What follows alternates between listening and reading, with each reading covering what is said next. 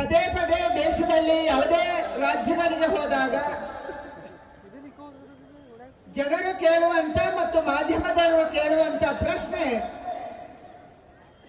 ಮಹಿಳಾ ಮೀಸಲಾತಿ 2023ರಲ್ಲಿ ಪಾಸ್ ಆಗಿತ್ತು, ಈಗ ಯಾಕೆ ಬಂದಿದೆ ಅನ್ನುವಂತ ಒಂದು ಪ್ರಶ್ನೆಯನ್ನು ಕೇಳ್ತಾರೆ. ಮಹಿಳಾ ಮೀಸಲಾತಿ 2023ರಲ್ಲಿ ಬಂದಿತ್ತು. 543 ಸೀಟುಗಳ ಪೈಕಿ ಈಗ ಲೋಕಸಭೆಯಲ್ಲಿ ಇದೆ. ಅದರಲ್ಲಿ 33% ಕೊಡಬೇಕು ಅಂತ ಬಂದಿತ್ತು. ಅಂದ್ರೆ ಬರುವಂತ ದಿನಗಳಲ್ಲಿ ಪ್ರಹ್ಲಾದ್ ಜೋಶಿಯ ಕ್ಷೇತ್ರ ಏನಾಗುತ್ತೆ, ಬಸವರಾಜ ಬೊಮ್ಮಾಯಿ ಅವರ ಕ್ಷೇತ್ರ ಏನಾಗುತ್ತೆ, ಬೆಳಗಾವಿನ ಶೆಟ್ಟರ್ ಕ್ಷೇತ್ರ ಏನಾಗುತ್ತೆ, ಪಕ್ಕದಲ್ಲಿರುವಂತಹ ಗದ್ದಿಗೌಡರ ಕ್ಷೇತ್ರ ಏನಾಗುತ್ತೆ ನಮ್ಗೆ ಗೊತ್ತಿಲ್ಲ. ಪುರುಷರಿಗೂ ಆತಂಕ ಇತ್ತು, ಮಹಿಳೆಯರಿಗೂ ಆತಂಕ ಇತ್ತು. ಈ 543ರಲ್ಲಿ ಆಗುತ್ತಾ, ಆದ್ರೆ ಏನಾಗುತ್ತೆ? ಅದಕ್ಕಾಗಿ ನರೇಂದ್ರ ಮೋದಿ ಅವರು ಯೋಚನೆ ಮಾಡಿದ್ರು, ನಮ್ಮ ದೇಶದಲ್ಲಿ ಹೇಗಿದ್ರು ನಾವು ಸೆನ್ಸಸ್ ಮಾಡಬೇಕು, ನಮ್ಮ ಪಾಪ್ಯುಲೇಷನ್ ಜಾಸ್ತಿ ಆಗಿದೆ. 2021ರಲ್ಲಿ ಸೆನ್ಸಸ್ ಮಾಡಕ್ಕಾಗಿಲ್ಲ, ಹೋಗಿದ್ದಿತ್ತು. ಇವಾಗ ಡಿಲಿಮಿಟೇಷನ್, ಕ್ಷೇತ್ರ ವಿಂಗಡಣೆಯ ಜೊತೆ ಮಹಿಳಾ ಮೀಸಲಾತಿಯನ್ನ ತಂದ್ರೆ ಆ ಸಂಖ್ಯೆ 850 ಆಗುತ್ತೆ. ಅದರಲ್ಲಿ ಪುರುಷರಿಗೂ ಅನ್ಯಾಯ ಆಗಲ್ಲ. 850 ಸೀಟ್ಗಳಲ್ಲಿ ಮಹಿಳೆಯರಿಗೂ ಸಿಗುತ್ತೆ ಅನ್ನುವಂತ ಕಾರಣಕ್ಕಾಗಿ ಡಿಲಿಮಿಟೇಷನ್ ಅನ್ನ ಮತ್ತು ಮಹಿಳಾ ಮೀಸಲಾತಿಯನ್ನ ಒಟ್ಟಿಗೆ ತರುವಂತದನ್ನ ಮೋದಿ ಅವರು ಮಾಡಿದ್ರು. ಇದರಿಂದ ಯಾರಿಗೆ ಅನ್ಯಾಯ ಆಗ್ತಾ ಇತ್ತು? ನಾನು ಕಾಂಗ್ರೆಸ್ ಅವರಿಗೆ ಕೇಳಕ್ಕೆ ಇಚ್ಛೆ ಪಡ್ತೀನಿ, 850 ಸೀಟ್ಗಳ ಆದಾಗ ಯಾರಿಗೆ ಅನ್ಯಾಯ ಆಗ್ತಾ ಇತ್ತು?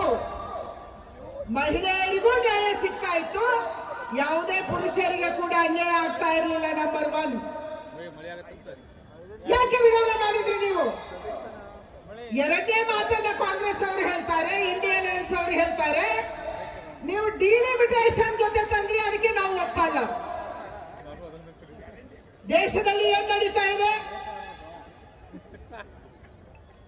ಇಂಡಿಯನ್ ಅಲೈನ್ಸಿನ ಡಿಎಂಕೆ ಇರ್ಬೋದು, ಕಮ್ಯುನಿಸ್ಟ್ ಪಾರ್ಟಿ ಅವರು ಇರ್ಬೋದು, ಸಮಾಜವಾದಿ ಪಾರ್ಟಿ ಇರ್ಬೋದು, ಟಿಎಂಸಿ ಅವರು ಇರ್ಬೋದು, ಇವತ್ತು ಹೇಳ್ತಾ ಇರೋದು, ನೀವು ಸೆನ್ಸಸ್ ಆದ ಮೇಲೆ ಡಿಲಿಮಿಟೇಷನ್ ತಂದ್ರೆ ದಕ್ಷಿಣ ಭಾರತದ ರಾಜ್ಯಗಳಿಗೆ ಅನ್ಯಾಯ ಆಗುತ್ತೆ.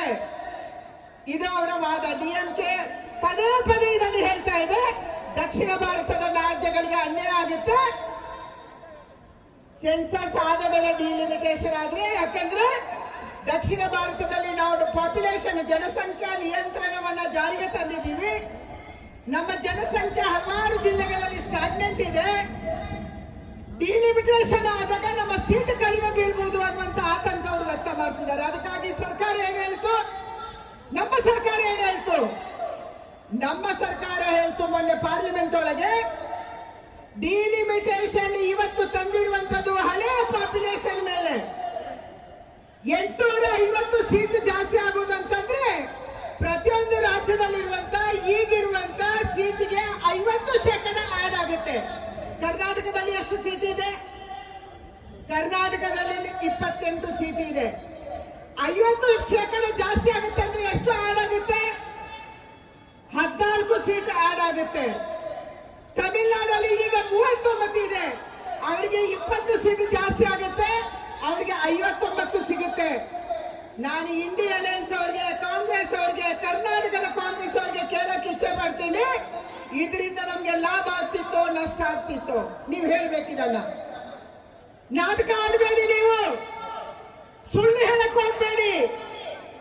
ನರೇಂದ್ರ ಮೋದಿ ಅವರು, ಅಮಿತ್ ಶಾ ಅವರು ಬಿಲ್ ಅನ್ನ ಚರ್ಚೆ ಮಾಡುವಂತ ಸಂದರ್ಭದಲ್ಲಿ ಬಹಳ ಸ್ಪಷ್ಟವಾಗಿ ಹೇಳಿದ್ರು, ಇವತ್ತು ನಮ್ಮ ರಾಜ್ಯಗಳಿಗೆ 50% ಮೀಸಲಾತಿಯನ್ನು ನಾವು ಹೆಚ್ಚು ಕೊಡ್ತೀವಿ, 50% ಸೀಟ್ಗಳನ್ನು ನಾವು ಹೆಚ್ಚು ಕೊಡ್ತೀವಿ. ಇದರಿಂದ ಪ್ರತಿಯೊಂದು ರಾಜ್ಯಕ್ಕೆ ಲಾಭ ಆಗುತ್ತೆ, ದಕ್ಷಿಣದ ರಾಜ್ಯಗಳಿಗೆ ಅನ್ಯಾಯ ಆಗುವಂತ ಪ್ರಶ್ನೆ ಬರುವುದಿಲ್ಲ, ಅವರಿಗೆ ಹೆಚ್ಚುವರಿ ಸೀಟ್ ಸಿಗುತ್ತೆ. ಇದನ್ನು ಒಪ್ಕೊಳ್ಳಿ ಅನ್ನುವಂತ ಪ್ರಾರ್ಥನೆಯನ್ನು ಮಾಡಿದ್ರು ತಾಯಂದ್ರೆ. ನಾವಿವತ್ತು ಮಾತಾಡಬೇಕಾದ್ದು ಇಂಡಿಯನ್ ಅಲೈನ್ಸ್, ಕರ್ನಾಟಕದ ಕಾಂಗ್ರೆಸ್, ತಮಿಳುನಾಡಿನ ಕಮ್ಯುನಿಸ್ಟ್ ಪಾರ್ಟಿ, LDF, UDF ಇವರ ಷಡ್ಯಂತ್ರ ನಮ್ಮ ದೇಶದ ಮುಂದೆ ಒಂದು ಇದೆ. ಏನು ಷಡ್ಯಂತ್ರ ಅದು? ಡಿಲಿಮಿಟೇಷನ್ ಸೆನ್ಸಸ್ ಆದ ಮೇಲೆ ಆದಾಗ ದಕ್ಷಿಣ ಭಾರತದ ಸೀಟ್ ಏನಾದ್ರೂ ಕಡಿಮೆ ಬಿದ್ರೆ ಇವರು ದಕ್ಷಿಣ ಭಾರತ, ಉತ್ತರ ಭಾರತ ಅನ್ನುವಂತ ವಿಭಜನೆಯನ್ನು ಮಾಡಿ ಟುಕಡೆ ಗ್ಯಾಂಗ್ ಅವರು ದೇಶವನ್ನ ಟುಕಡ ಮಾಡಕ್ಕೆ ಹೊರಟಿದ್ದಾರೆ. ಇದು ಇದರ ಹಿಂದಿರುವಂತ ಷಡ್ಯಂತ್ರ ನಾವು ಅರ್ಥ ಮಾಡ್ಕೋಬೇಕು ತಾಯಂದ್ರೆ. ಮಹಿಳಾ ಮೀಸಲಾತಿಯ ಜೊತೆಗೆ ದಕ್ಷಿಣ ಭಾರತವನ್ನ ಸೋಲಿಸುವಂತ ಕೆಲಸವನ್ನ ಇವತ್ತು ಕಾಂಗ್ರೆಸ್ ಅವರು ಮಾಡಿದ್ದಾರೆ. ಇದರ ಹಿಂದೆ ದೇಶ ಒಡೆಯುವಂತ ಷಡ್ಯಂತ್ರ ಇದೆ. ಇದನ್ನು ನಾವು ಅರ್ಥ ಮಾಡಿಸಬೇಕು. ಇವತ್ತು ದೇಶದ ಬಂಧುಗಳಿಗೆ ಕೇವಲ ಮಹಿಳಾ ಮೀಸಲಾತಿಯನ್ನ, ಮಹಿಳೆಯರನ್ನ ಇಂಡಿಯನ್ ಸೋಲಿಸಿಲ್ಲ, ಕಾಂಗ್ರೆಸ್ ಅವರು ಸೋಲಿಸಿಲ್ಲ. ದಕ್ಷಿಣ ಭಾರತವನ್ನ, ಪೂರ್ವಾಂಚಲ ಭಾರತವನ್ನ ಸೋಲಿಸುವಂತ ಕೆಲಸವನ್ನ ಇವತ್ತು ಕಾಂಗ್ರೆಸ್ ಮಾಡಿದೆ. ಅಂದ್ರೆ ಬರುವಂತ ದಿನಗಳಲ್ಲಿ ನೀವು ಒಣದಾಳುವಂತ ನೀತಿಯನ್ನು ಮಾಡುವವರಿದ್ದೀರಿ, ನಮ್ಮನ್ನು ಪರಸ್ಪರ ಜಗಳಕ್ಕೆ ಹಚ್ಚುವವರಿದ್ದೀರಿ. ಉತ್ತರ ಭಾರತ ಬೇರೆ, ದಕ್ಷಿಣ ಭಾರತ ಬೇರೆ ಅನ್ನುವಂತ ಯೋಜನೆಯನ್ನ, ಷಡ್ಯಂತ್ರವನ್ನ ನೀವು ತಯಾರು ಮಾಡಿ ಇಟ್ಕೊಂಡಿದ್ದೀರಿ. ಅದರ ಸಲುವಾಗಿ ಈ ಷಡ್ಯಂತ್ರ ನಡೀತಿದೆ. ನಾನು ಒಂದೇ ವಿನಂತಿ ಮಾಡುವುದು ನಮ್ಮ ತಾಯಂದ್ರಿಗೆ, ನಮ್ಗೆ ಅಧಿಕಾರ ಯಾಕೆ ಬೇಕು? ನರೇಂದ್ರ ಮೋದಿ ಅವರ ಅಪೇಕ್ಷೆ ಇರುವುದು ನಮಗೆ ಅಧಿಕಾರ ಬೇಕಾಗಿರುವುದು ನಾವು ನಿರ್ಣಯ ತಗೊಳ್ಳುವಂತ ಪ್ರಕ್ರಿಯೆಯಲ್ಲಿ ಇರಬೇಕು. ಗ್ರಾಮ ಪಂಚಾಯತಿ ನಾವು ಇದ್ದೀವಿ.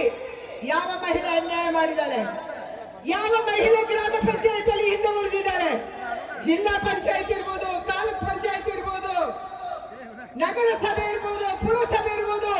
ನಗರಸಭೆಯ ಹೆಣ್ಮಕ್ಳಲ್ಲಿ ಕೂತಿದ್ದಾರೆ. ಪುರುಷರಿಗೆ ಸಮಾನವಾಗಿ ಕೆಲಸ ಮಾಡುವ ತಾಕತ್ತು ನಮ್ಮ ಮಹಿಳೆಯರಿಗೆ ಇದೆಯಾ ಇಲ್ಲ? ಇದು ನಮ್ಮ ಪ್ರಶ್ನೆ. ಇರುವಂತದ್ದು.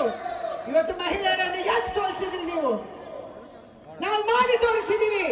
ನರೇಂದ್ರ ಮೋದಿ ಅವರು ಅಧಿಕಾರ ಕೊಟ್ಟಾಗ ಮಹಿಳೆಯರಿಗೆ ಕೇವಲ ಮಹಿಳಾ ಮತ್ತು ಮಕ್ಕಳ ಕಲ್ಯಾಣ ಇಲಾಖೆ ಕೊಟ್ಟಿಲ್ಲ. ಕರ್ನಾಟಕದಲ್ಲಿ ಯಡಿಯೂರಪ್ಪನವರು ಮಹಿಳೆಯರಿಗೆ ಅಧಿಕಾರ ಕೊಡುವ ಪ್ರಶ್ನೆ ಬಂದಾಗ ಕೇವಲ ಮಹಿಳಾ ಮತ್ತು ಮಕ್ಕಳ ಕಲ್ಯಾಣ ಇಲಾಖೆ ಕೊಟ್ಟಿಲ್ಲ. ಮೊದಲ ಬಾರಿಗೆ MLA ಆಗಿದ್ದಂತ ನನ್ನನ್ನು, ಅತ್ಯಂತ ಹಳ್ಳಿಯಿಂದ ಹಿಂದುಳಿದ ಪ್ರದೇಶದಿಂದ ಬಂದಂತ ನನ್ನನ್ನು ಗ್ರಾಮೀಣಾಭಿವೃದ್ಧಿ ಮತ್ತು ಇಂಧನ ಇಲಾಖೆಯನ್ನು ಕೊಟ್ಟು ನೀನು ಕೆಲಸ ಮಾಡುವಂತ ಮುಂದಕ್ಕೆ ಬಿಟ್ಟಿದ್ದಾರೆ. ಇದು ಭಾರತೀಯ ಜನತಾ ಪಾರ್ಟಿ. ಇದು ದೇಶದ ಮುಂದಿರುವಂತ ನಮ್ಮ ಶಕ್ತಿ. ಇದು ಭಾರತೀಯ ಜನತಾ ಪಾರ್ಟಿಯ ಸಮಾನತೆ.